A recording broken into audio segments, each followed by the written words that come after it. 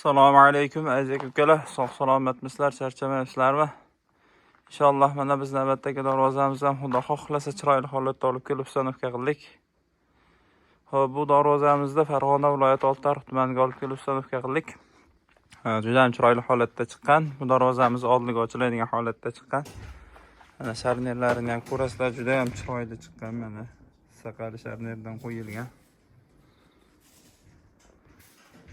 Bu darvozamizni razmeriga keladigan bo'lsak, bu darvozamiz razmeri devordan devorgacha bo'lgan masofada 3.50 eni.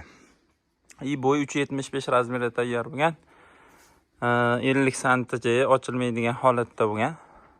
Xohlovchilar uchun buni ponni lazerdan setkali gul ham berilaveradi. Bu materiallariga keladigan bo'lsak, materiallari yondorliklari 8x8 profilda, 1.7 qalinligida bo'lgan. Xo'p, bu yarim 2 qavatli holatda bu darvozamiz. Birinchi qavati 1.8 lik lis, ikkinchi qavatiga 1.1 lik lis qo'yganmiz. Mana shu joylar o'tib bo'lgan. Juda ham chiroyli holatda chiqqan. Ichki profillar, qovurg'a profillarini oltiga turdi 1.5 lik qalinligida ishlatganmiz. Mashina o'tadigan joyga 8 lik shvillar qo'yib berganmiz.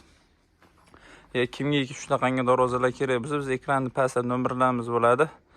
Bemalol aloqaga chiqaverasizlar. Videomizni ko'rib bittadan like bosib qo'ysalaring, inshaalloh biz xursand bo'lamiz. Sog' bo'lasizlar, salomat bo'lasizlar. Bizni kuzatishda davom etasizlar.